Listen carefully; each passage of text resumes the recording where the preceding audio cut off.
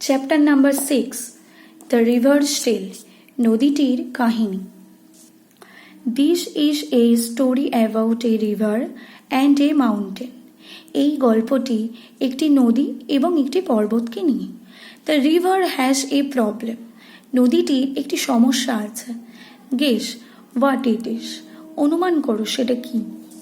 One day the river asked herself, একদিন নদীটি নিজেকে জিজ্ঞাসা করেছিল, do I always have to flow, আমি কি সবসময় বয়ে যাব?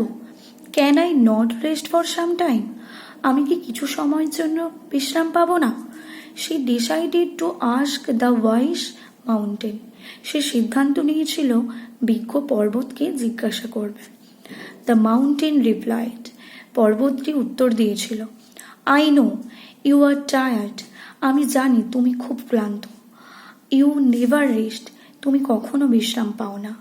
I am also tired of standing for so many years, আমিও অনেক ক্লান্ত অনেক বছর ধরে এখানে দাঁড়িয়ে থাকার জন্য। দ্য রিভার শেড, নদীটি বলেছিল, you are mighty and strong, তুমি ক্ষমতাবান এবং শক্তিশালী। How can standing at one place make you tired, কিভাবে এক জায়গায় দাঁড়িয়ে থাকাটা তোমাকে ক্লান্ত করে দিতে পারে?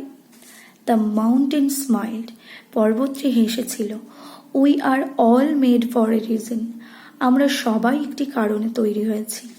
We need to help others, আমাদের অন্যদের সাহায্যের দরকার।